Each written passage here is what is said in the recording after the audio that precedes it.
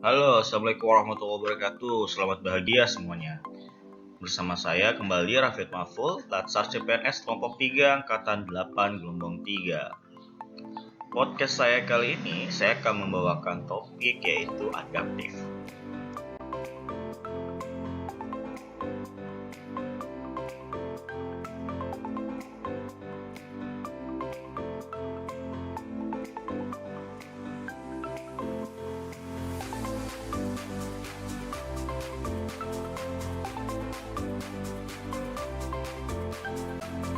Mengapa adaptif? Jadi saya akan menjelaskan ada 5 variabel kenapa harus ada adaptif. Yang pertama adalah perubahan lingkungan strategis. Lingkungan strategis di tingkat global, regional, maupun nasional yang kompleks dan terus bertambah adalah tantangan yang tidak mudah bagi praktek-praktek administrasi publik, proses-proses kebijakan publik, dan penyelenggaraan pemerintahan ke depan. Dalam kondisi di mana perubahan adalah sesuatu yang konstan, dengan nilai sosial ekonomi masyarakat yang terus bergerak dan disertai dengan literasi publik yang juga meningkat. Maka, cara sektor publik dalam menyelenggarakan fungsinya juga memerlukan kemampuan adaptif yang memadai. Perubahan lingkungan strategis ini menjadi sesuatu yang tidak terhindarkan. Tidak ada satupun negara ataupun pemerintah yang kebal akan perubahan ini. Pun demikian dengan Indonesia. Yang kedua adalah kompetisi di sektor publik. Perubahan dalam konteks pembangunan ekonomi antar negara mendorong adanya pergeseran peta kekuatan ekonomi, di mana daya saing menjadi salah satu ukuran kinerja sebuah negara dalam kompetisi global. Sampai dengan tahun 2000-an, Amerika Serikat dan Jepang merupakan dua kekuatan ekonomi terbesar di dunia. Namun, satu dekade kemudian, muncul beberapa pemain besar lainnya, seperti Tiongkok misalnya, yang terus tumbuh dan berkembang pesat menjadi kekuatan ekonomi regional, dan bahkan kini menggeser Jepang dan menjadi pesaing serius Amerika Serikat sebagai negara adidaya yang baru. Di tingkat regional, khususnya di kawasan Asia Tenggara, walaupun Indonesia juga memimpin sebagai negara dengan kekuatan ekonomi terbesar, tetapi negara tetangga seperti Malaysia, Thailand, Filipina, atau Vietnam tentu akan menjadi pesaing penting di tingkat regional. Persaingan atau kompetisi adalah kata kuncinya. Yang ketiga adalah komitmen mutu. Pelayanan publik yang diselenggarakan oleh pemerintah melalui kerja ASN di sektor masing-masing memerlukan banyak perbaikan dan penyesuaian dengan berbagai tuntutan pelayanan terbaik yang diinginkan oleh masyarakat. Kurang berkualitasnya layanan selalu muncul dalam berbagai bentuk narasi, seperti misalnya 1. Terkait dengan maraknya kasus korupsi sebagai cerminan penyelenggaraan pemerintah yang tidak efisien. Di sisi lain, banyaknya program pembangunan sarana fisik yang terbengkalai, serta cerminan ketidakefektifan roda pemerintahan. Selanjutnya, cenderung pelaksanaan tugas yang lebih bersifat rule-driven dan sebatas menjalankan rutinitas kewajiban, sebagai cerminan tidak adanya kreativitas untuk melahirkan inovasi, serta terutama masih adanya keluhan masyarakat karena merasa tidak puas atas mutu layanan aparatur, sebagai cerminan penyelenggaraan layanan yang kurang bermutu. Yang keempat yaitu perkembangan teknologi. Variabel yang tidak kalah pentingnya yaitu perkembangan teknologi seperti Artificial Intelligence atau AI, Internet of Things (IoT), Big Data, otomatis, dan lainnya. Tidak bisa dipungkiri bahwa teknologi menjadi salah satu pendorong perubahan terpenting yang mengubah cara kerja birokrasi serta sektor bisnis. Pada masa di mana teknologi sudah menjadi tulang punggung seluruh bisnis proses di sektor bisnis maupun pemerintahan, maka penggunaan metode konvensional dalam bekerja sudah seyogyanya ditinggalkan. Peralihan ini tidak saja bertumpu pada pembangunan infrastruktur teknologi, tetapi juga memastikan SDM budaya kerja, mentalitas, dan yang tidak kalah penting yaitu tingkat aksesibilitas yang memastikan keadilan bagi warga negara untuk mendapatkan hak pelayanan. Dan yang terakhir adalah tantangan praktek administrasi. Dari seluruh contoh perubahan lingkungan strategis, maka kita dapat melihat bahwa untuk memastikan bahwa negara tetap dapat menjalankan fungsinya dan pelayanan publik dapat tetap berjalan di tengah-tengah perubahan ini, maka kemampuan adaptasi menjadi penting dan menentukan. Sehingga birokrasi pun dipaksa untuk turut mengubah cara kerjanya untuk mengimbangi yang menjadi tuntutan perubahan. Praktek administrasi publik yang terus berubah dan bercirikan adanya distribusi peran negara dan masyarakat juga telah dikenal dalam banyak literatur.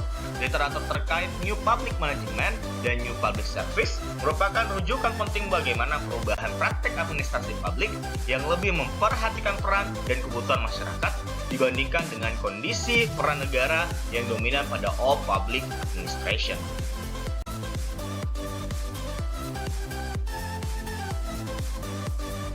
Selanjutnya kita pada subbab yang kedua, yaitu memahami adaptif. Adaptif adalah karakteristik alami yang dimiliki makhluk hidup untuk bertahan hidup dan menghadapi segala perubahan lingkungan atau ancaman yang timbul. Dengan demikian, adaptasi merupakan kemampuan mengubah diri sesuai dengan keadaan lingkungan, tetapi juga mengubah lingkungan sesuai dengan keadaan keinginan diri. Sejatinya, tanpa beradaptasi akan menyebabkan makhluk hidup tidak dapat mempertahankan diri dan musnah pada akhirnya oleh perubahan lingkungan. Sehingga kemampuan adaptif merupakan syarat penting bagi terjaminnya keberlangsungan kehidupan.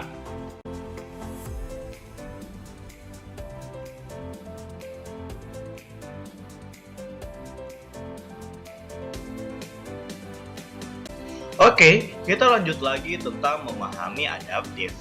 Yang pertama adalah kreativitas dan inovasi. Pada umumnya, istilah kreativitas dan inovasi kerap diidentikan satu sama lain. Selain karena saling beririsan yang cukup besar, kedua istilah ini memang secara kompleks boleh jadi menghubungkan hubungan kasual sebab akibat. Sebuah inovasi yang baik biasanya dihasilkan oleh sebuah kreativitas. Tanpa adanya kreativitas, inovasi akan sulit hadir dan diciptakan. Menginovasi sebuah barang atau proses akan memerlukan kemampuan kreatif untuk menciptakan inovasi.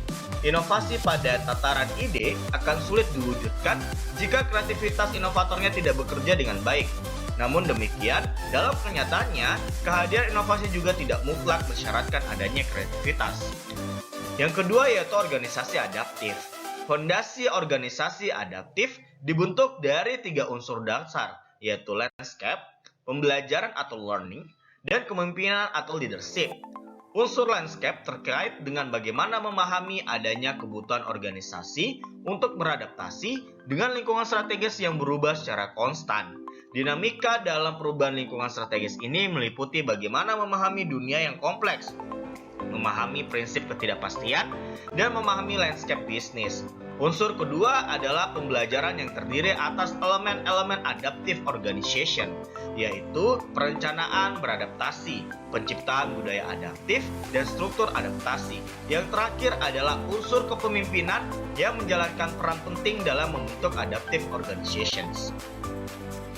Adaptif sebagai nilai budaya, ASN. Budaya adaptif dalam pemerintahan merupakan budaya organisasi di mana ASN memiliki kemampuan menerima perubahan, termasuk penyelarasan organisasi yang berkelanjutan dengan lingkungannya, juga perbaikan proses internal yang berkesinambungan. Dalam konteks budaya organisasi, maka nilai adaptif tercermin dari kemampuan respon organisasi dalam mengadaptasi perubahan. Mengutip dari manajemen advisory service UK4, maka an adaptive corporate culture is one that enables that organization to adapt quickly and effectively to internal and external pressure for change.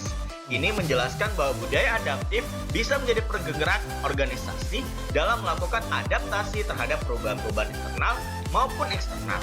Budaya menjadi faktor yang memampukan organisasi dalam bekerja secara cepat dan efektif.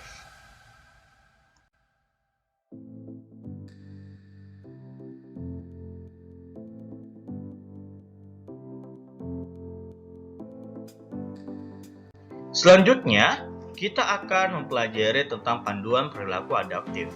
Ada 3 panduan perilaku adaptif. Yang pertama, perilaku adaptif lembaga organisasional. Organisasi adaptif yaitu organisasi yang memiliki kemampuan untuk merespon perubahan lingkungan dan mengikuti harapan stakeholders dengan cepat dan fleksibel. Organisasi adaptif sebagaimana disebutkan ya tadi, tidak lepas dari budaya adaptif. Budaya adaptif adalah budaya organisasi di mana karyawan menerima perubahan, termasuk organisasi penyelamatan yang memelihara lingkungan dan perbaikan proses internal yang berkelanjutan. Yang kedua adalah perilaku adaptif individual. Selain berlaku pada lembaga atau organisasi, perilaku adaptif juga berlaku dan dituntut terjadi pada individu. Individu atau sumber daya manusia yang adaptif dan terampil yang dibutuhkan di dunia kerja ataupun industri yang juga semakin kompetitif. Karenanya, memiliki soft skill dan kualifikasi mumpuni pada spesifikasi bidang tertentu, serta mampu mentransformasikan teknologi menjadi produk nyata dengan nilai ekonomi tinggi menjadi syarat SDM unggul tersebut. Menurut Mendikbud Nadiem Makarim, revolusi industri 4.0 menciptakan permintaan jutaan pekerja baru untuk memenuhi potensi dan aspirasi masyarakat. Namun, pada saat bersamaan, perkembangan ini juga mengubah peta pekerjaan dan kebutuhan kompetensi. Yang terakhir adalah panduan membangun organisasi adaptif. Membangun organisasi adaptif menjadi sebuah keharusan bagi instansi pemerintah agar dapat menghasilkan kinerja terbaik dalam memberikan pelayanan publik. Organisasi adaptif baik di sektor publik maupun bisnis dapat dibangun dengan beberapa preskripsi yang kurang lebih sama, yaitu antara lain satu, membuat tim yang diarahkan sendiri. Landasan dari setiap transformasi dari bawah ke atas dimulai dengan pemberdayaan tim yang memiliki motivasi dan pengarahan diri sendiri. Kelimpahan struktur dan penetapan aturan cenderung menghambat kreativitas dan adaptasi, terutama ketika struktur hierarkis bentuk organisasi default bagi banyak orang sebelum era pengetahuan saat ini. Yang kedua adalah menjembatani silo melalui keterlibatan karyawan.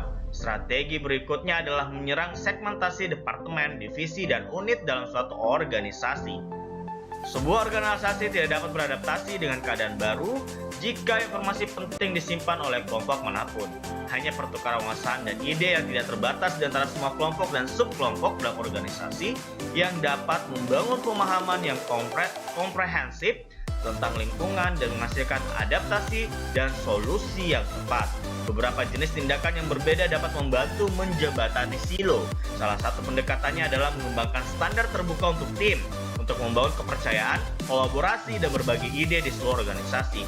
Metode umum komunikasi, pendekatan untuk pemecahan masalah, dan mode perilaku diperlukan untuk menghilangkan batasan pada aliran pengetahuan yang efektif, yang sangat penting untuk benar-benar memahami lingkungan yang berubah dengan cepat dan beradaptasi dengan tantangan dan peluangnya.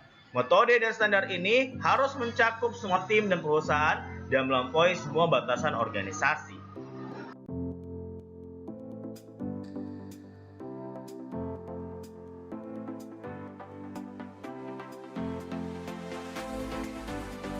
Oke, pembahasan terakhir dalam podcast adaptif ini adalah adaptif dalam konteks organisasi pemerintahan. Yang pertama adalah pemerintah yang adaptif. Pemerintah adaptif bergantung pada jaringan yang menghubungkan individu, organisasi, dan lembaga di berbagai tingkat organisasi. Bentuk pemerintahan ini juga menyediakan pendekatan kolaboratif fleksibel berbasis pembelajaran untuk mengelola ekosistem yang disebut sebagai pengelolaan bersama adaptif. Sistem sosial ekologis selama periode perubahan mendadak atau krisis dan menyelidiki sumber sosial pembaruan reorganisasi. Tata kelola semacam itu menghubungkan individu, organisasi, dan lembaga di berbagai tingkat organisasi. Sistem pemerintahan adaptif sering mengatur diri sendiri sebagai jejaring sosial dengan tim dan kelompok aktor yang memanfaatkan berbagai sistem pengetahuan dan pengalaman untuk pengembangan pemahaman kebijakan bersama. Pemerintah dalam pusaran perubahan yang dinamis atau dynamic governance. Pencapaian atau kinerja organisasi saat ini bukanlah jaminan untuk kelangsungan hidup di masa depan.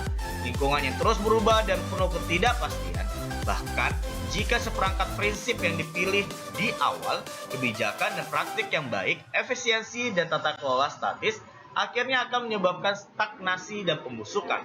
Tidak ada sejumlah perencanaan yang dilakukan hati-hati dapat memastikan pemerintah memiliki relevansi yang berkelanjutan dan efektif jika tidak ada kapasitas kelembagaan yang cukup untuk belajar, inovasi, dan perubahan dalam menghadapi tantangan yang selalu baru dalam kondisi yang fluktuatif dan lingkungan global yang tidak terduga. Dan yang terakhir, pemerintah sebagai organisasi yang tangguh, di masa lalu, seruan untuk ketahanan ketangguhan adalah undangan tersirat namun persuasif untuk transportasi bebas dan krisis yang melanda.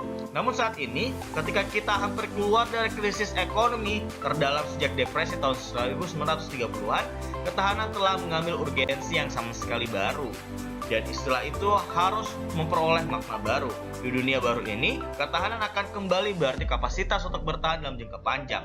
Tidak hanya kesulitannya, tetapi lebih dari itu, yang penting juga godaan yang bertindak demi keuntungan jangka pendek. Oke, finally kita sudahi saja podcast kita hari ini tentang adaptif. Terima kasih bagi teman-teman yang mendengarkan. Wassalamualaikum warahmatullahi wabarakatuh.